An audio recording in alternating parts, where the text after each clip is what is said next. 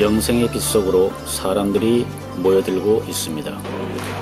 영생의 빛을 받으면 사람의 피가 죽지 않는 영생의 피로 변합니다.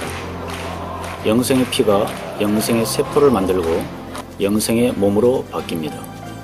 마침내 그 사람의 몸은 영생의 빛을 쏟아내는 빛의 몸으로 바뀝니다. 승리의 재단에서는 영생의 빛이 내리고 있는 것입니다. 여러분들 이제 병원에서도 암을 치료할 때에 이제 그대로 그 전기 치료하죠. 전기를 치줘요. 그런데 바로 이 사람 몸에서 눈에서 빛이 나가 빛이 안 나가. 빛이 나가서 마귀를 찢어서 죽여버리는 거야. 아시겠어요? 그래서 낫는 거지. 그래서 낫는 거지. 그게 암이 어떻게 낫겠어? 생각해보세요. 여기서 암만 나 예수병도 나. 예수병도 나 뭐든지 다 나. 그대로 이 사람을 영접하기 하기 위해서 바깥에 나와서 기다리고 있는데 이제 차가 오는 게 아니고 뭐이 오냐면 구름덩어리가 예. 그 구름덩어리가 오는데 오색 찬란한 빛을 발하면서 구름덩어리가 오는 거예요.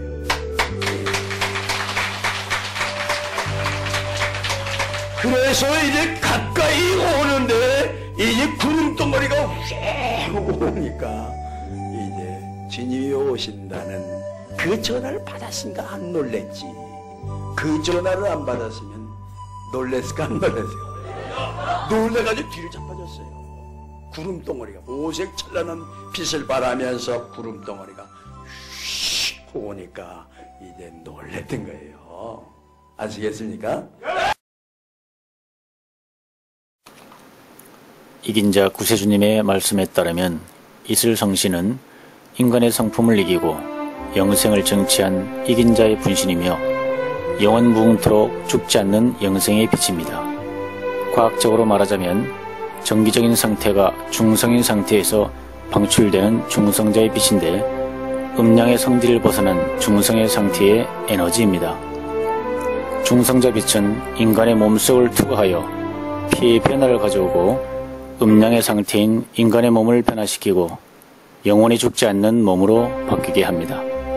그리고 이슬성신이 사람의 눈에 보이지 않는 원리는 죽음의 원인이 되는 나라는 의식의 상태가 지배하고 있는 인간의 마음 때문이고 카메라로 포착이 되는 것은 카메라 렌즈에는 그러한 의식이 거의 없기 때문이라고 말씀하신 바 있습니다.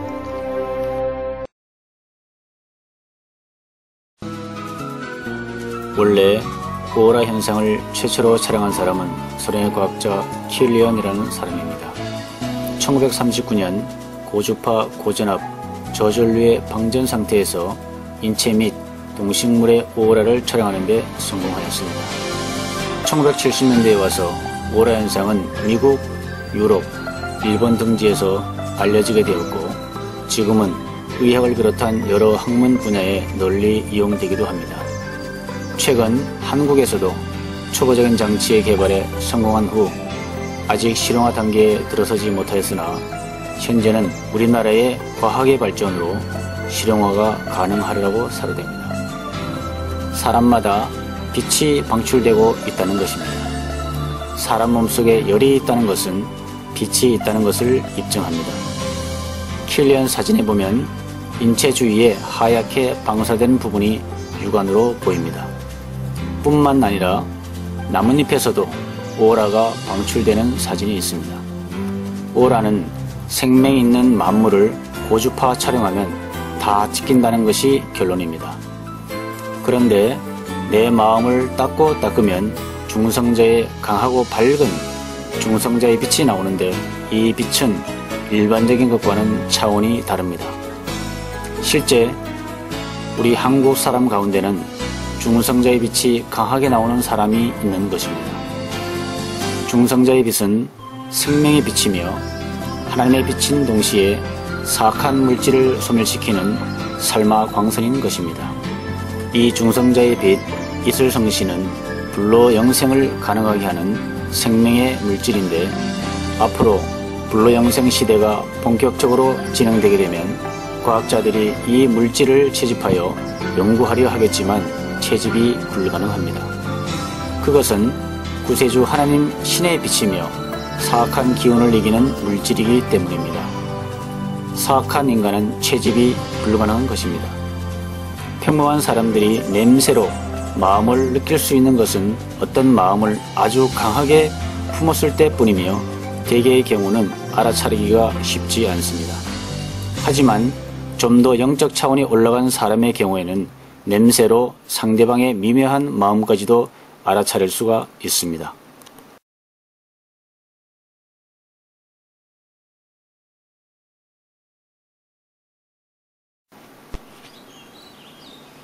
이슬성신 은혜를 받을 때는 다음과 같은 현상이 나타납니다. 몸에서 종이 타는 냄새와 같은 죄 타는 냄새가 나고 불덩이 같은 기운이 임해서 온몸이 뜨거워지며 그 후에는 입안에서 뱃속까지 시원한 생수가 내려가는 느낌을 받게 되고 코끝에는 백합꽃 향기와 같은 강한 향취를 느낄 수가 있으며 정신이 맑아지고 날아갈 듯이 몸이 가벼워지는 체험을 하게 됩니다. 이때 병이 있는 사람은 병이 낫고 사진을 찍으면 이슬이 찍혀 나옵니다. 그런데 이 이슬성신을 지속해서 몸에 받게 되면 놀라운 변화를 입게 됩니다. 성격이 바뀌어 심리적으로 안정이 되는가 하면 오랫동안 앓던 병이 완치되고 소대변으로 몸 안에 썩고 탁해진 피가 배출되면서 피가 맑아져서 신체가 젊어지는 현상이 일어납니다. 이슬 은혜를 지속적으로 받는 분이나 단기간이라도 강한 이슬 은혜를 받는 분 중에는 시한부 인생을 살던 중병 환자가 일거에 낫는가 하면 신체가 젊어지는 현상에 의해 끊어졌던 경수가 다시 시작되기도 하고 흰머리가 점점 검어지는 경우도 있습니다. 사람에 따라 차이가 있지만 놀라운 체험들을 많이 하게 됩니다.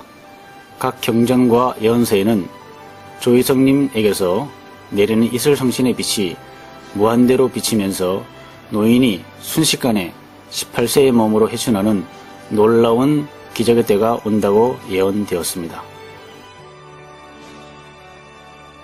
참 구세주 정도령을 믿고 계속 감로를 받는 자는 빛이 항상 주야로 따라다니며 보호합니다. 그러므로 불의의 사고를 당할 수가 없고 재난을 당할래야 당할 수가 없습니다. 일본 고베 대지진 때 수많은 건물과 과학이 무너지고 수많은 사람들이 목숨을 잃었습니다. 그러나 정도령을 믿고 따르던 신도들의 집은 조금의 손상도 없었고 손가락 하나 다친 사람도 없었습니다. 뿐만 아니라 신도들이 전 세계 어디에서 예배를 보든지 그 어느 곳에 가든지 하나님의 신 감로의 빛이 항상 따라다니며 보호하십니다. 성경 호세아 14장 5절에는 이슬이 곧 하나님 자신이라고 기록되어 있습니다. 인간이 내뿜는 공기 중에 독소를 제거함으로써 공기를 점차적으로 하나님의 공기로서 맑힙니다. 공기가 점점 신성계의 공기로 화해집니다. 앞으로 썩는 양식을 먹지 않고 공기만 마시며 살 수 있는 때가 오는데 그 이유는 공기가 모두 감로 이슬성신으로 화해지기 때문입니다. 인간 속의 죄악이 소멸되게 되면 모든 종교가 하나가 됩니다. 그리고 인류는 하나가 되고 세계는 통일이 되게 되는 것입니다. 이슬성신의 무한한 능력에 의하여 구원이 이루어진 자들이 날아다니는 시대가 오며 생명들과 온 우주가 모두 빛으로 화하는 때가 오게 될 것입니다. 구세주의 이슬성신의 능력에 의하여 단계적인 변화를 거치며 온 우주는 영생의 우주로 개벽이 이루어집니다. 이 천지공사에 동참하는 백성들이 되어야 할 것입니다.